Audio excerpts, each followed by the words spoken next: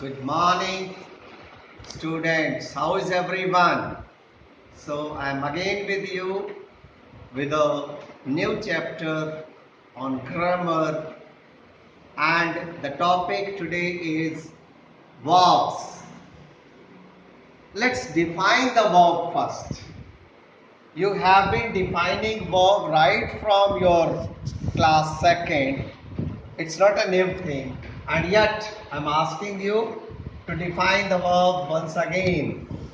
The words that express an action or tell us what a person is, was, does, or has are called verbs. In other words, a verb is a word that is used to indicate the position or condition of the subject, to denote the action of the subject or what is possessed by the subject. For example, if I say Ruskin Bond is a famous author.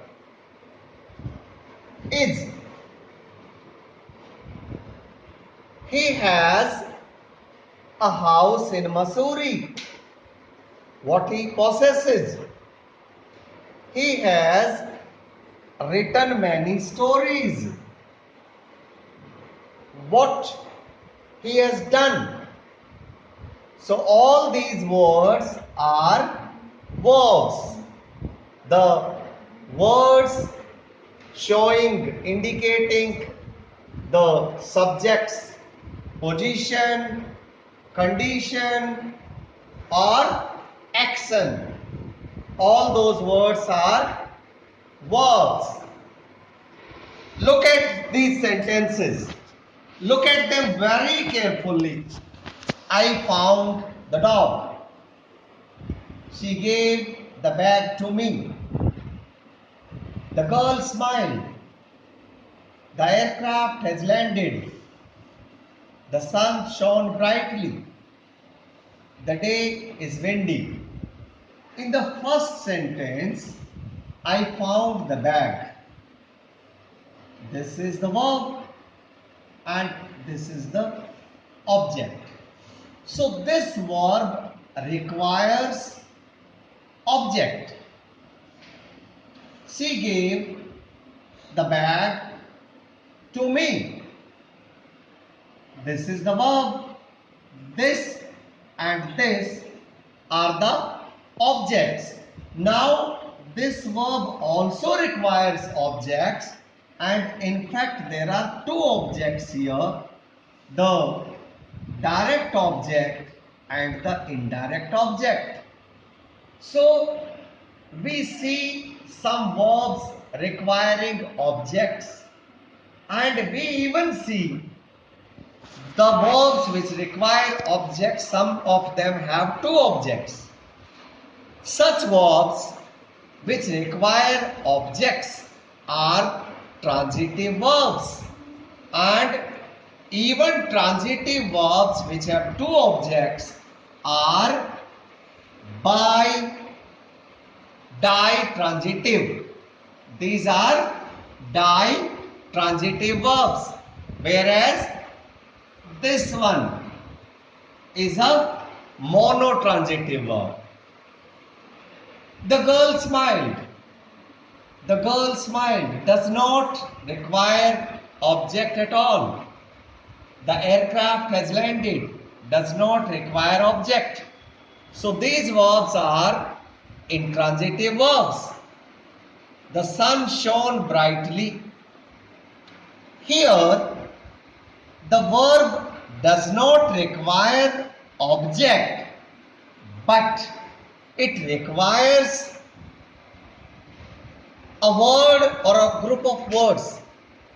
So this is not an object but a complement.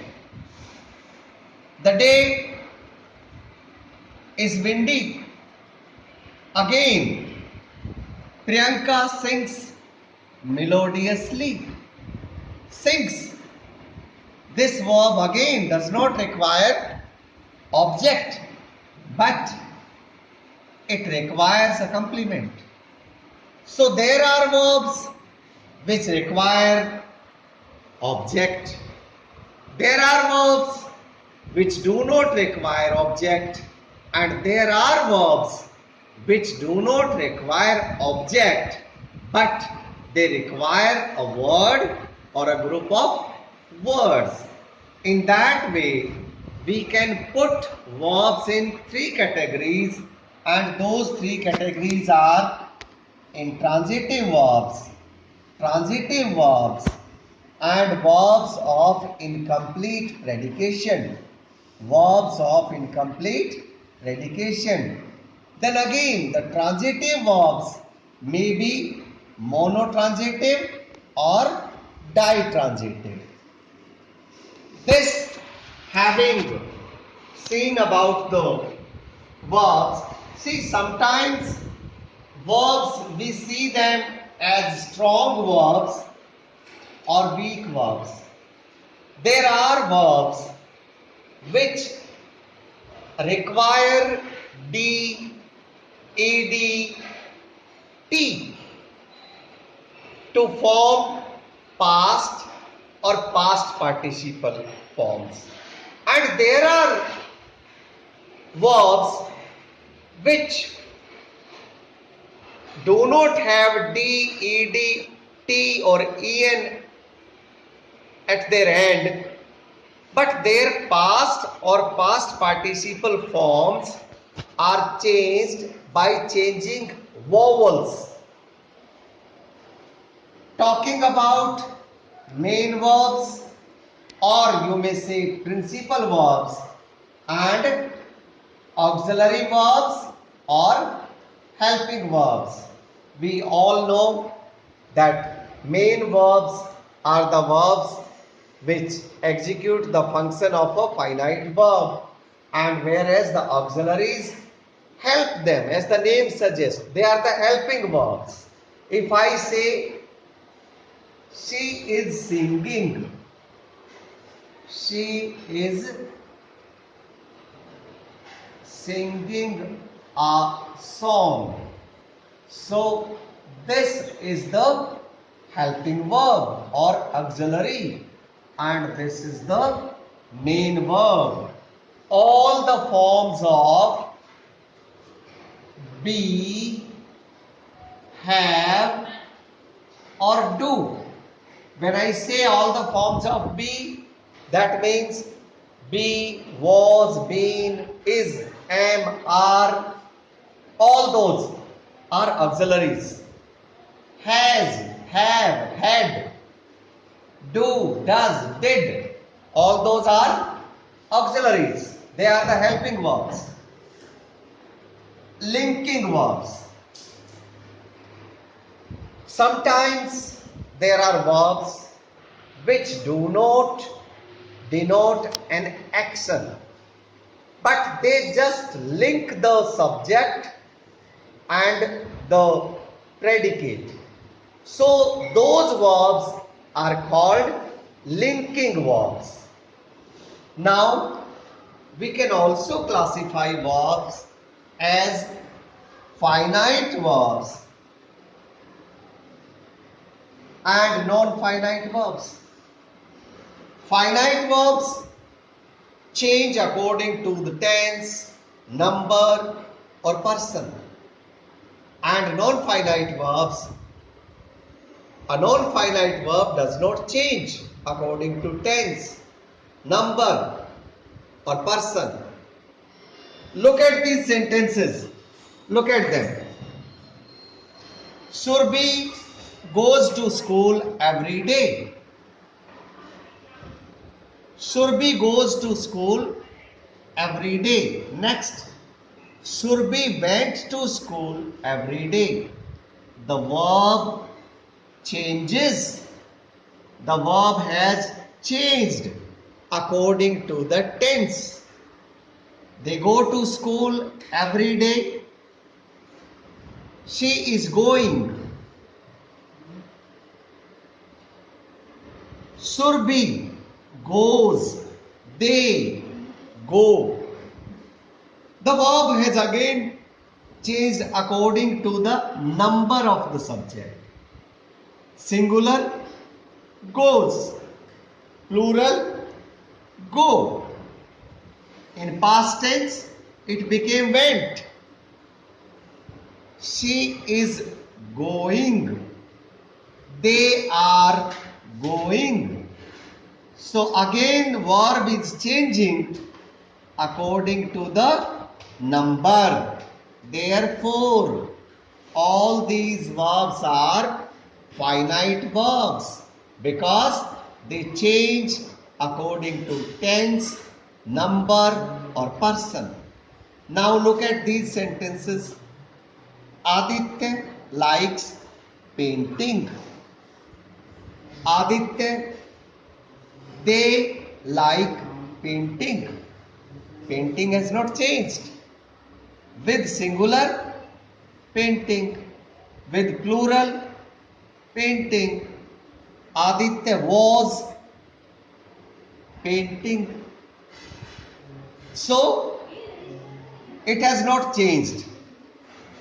Painting remains painting. So, this becomes a verb that does not change according to the tense or the number. Therefore, this verb is known as the non-finite verb. Non-finite verbs are infinitive, gerund, participle. See, generally infinitive is 2 plus first form of the verb. But sometimes infinitive is used without 2 also. In that case, it is known as the bare infinitive. There are instances when infinitive is not used with 2. Let's look at the sentences. She forgot to make a call. To make. The sea appears to be calm. She seems to have improved. She advised me to visit the doctor. He forbade the boy to cross the road. All these infinitives are used with 2 because normally, in general, we use 2 with infinitives. 2 is always used with words like appear, seem. All these words, when they are followed by infinitive, we use 2. Now look at these sentences. She saw him leave. Bare infinitive. Now look at one more sentence. I would rather work hard than give up. Give up. See, rather has made the difference. If an infinitive is followed by rather, I would rather, that does not take 2. We normally use bare infinitives after would rather, had rather. Why not take a bus? Normally after why we use bare infinitive. In normal circumstances, it would have been to take. But because we used why not take a chance? Nobody says why not to take a chance. It is always why not take a chance? Why not take a bus? He will do anything except. See, except is again followed by bare infinitive. So because the sentence has got this word, therefore this infinitive is bare. We should not use to cheat because it is followed by except. Now see, needn't, need, dare are the modals which take bare infinitives. See, needn't, wait, it is bare infinitive. We have not used to. In normal circumstances, it would be to wait. But because it is followed by needn't, therefore we have used wait. I made her. Bare infinitive is followed after the verb make. Here, this verb has made the difference, and because the sentence has got make or made, therefore we use bare infinitive. I made her do. I made her to do is wrong.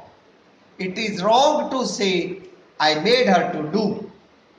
That would be wrong. So the correct sentence would be I made her do.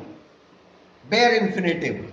Again, she daren't. As I was talking to you, need, dare, make, accept, all these words are followed by bare infinitives, and therefore the sentence does not take to.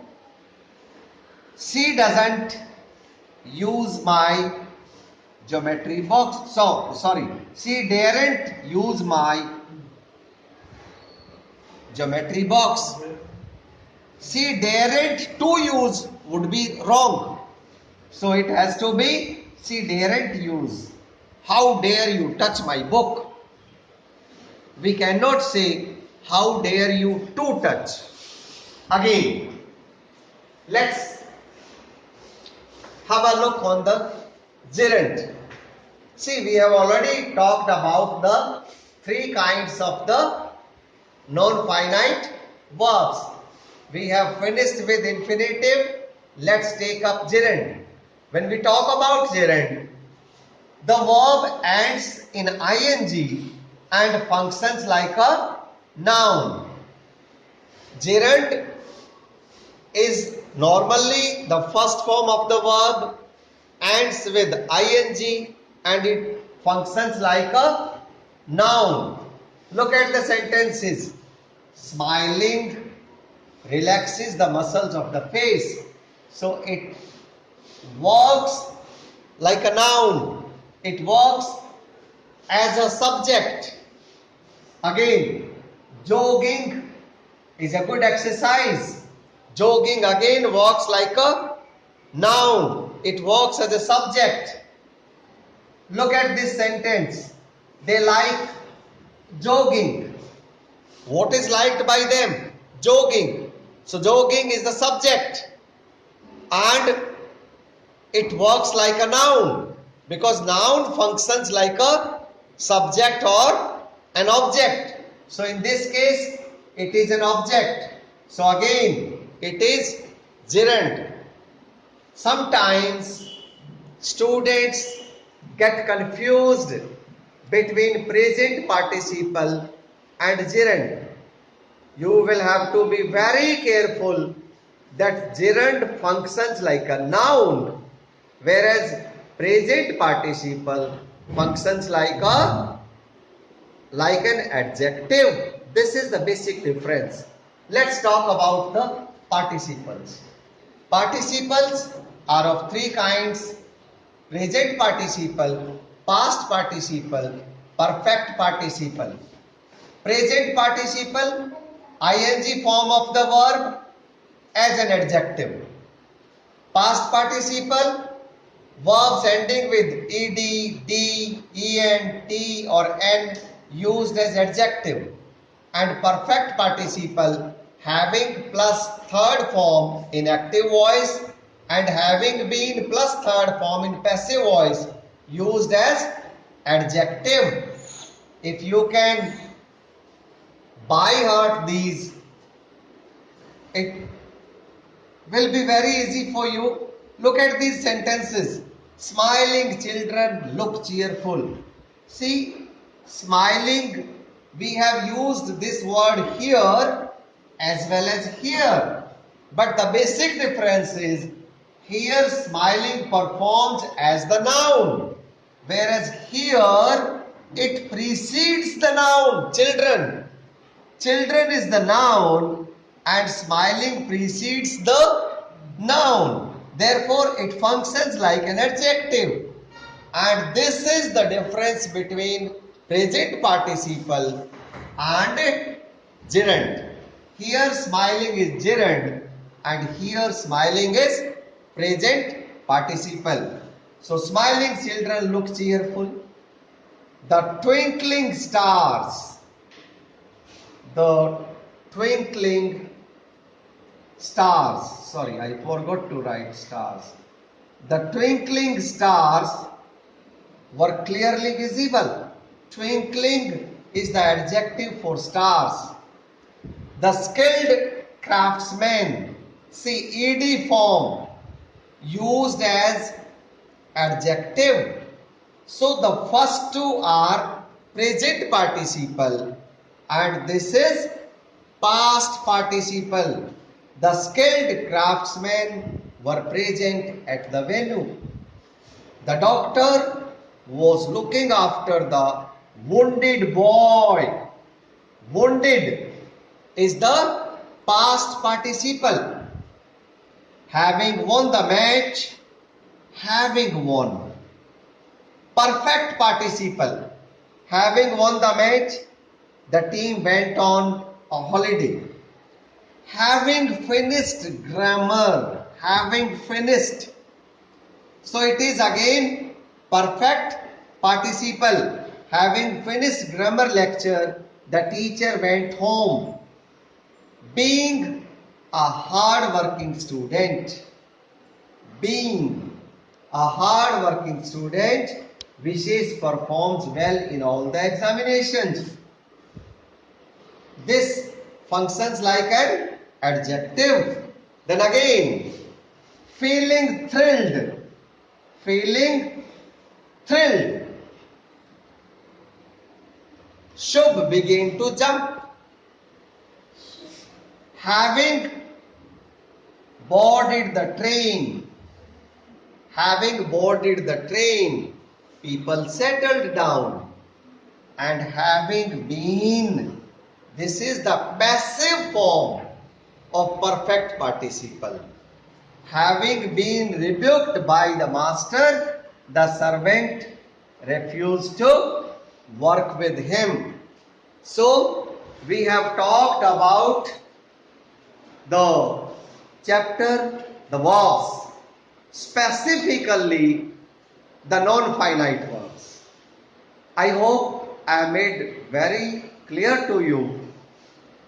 Still, in case of doubts, you may ring up, you may send a message. Thanks for joining. I shall again be with you tomorrow.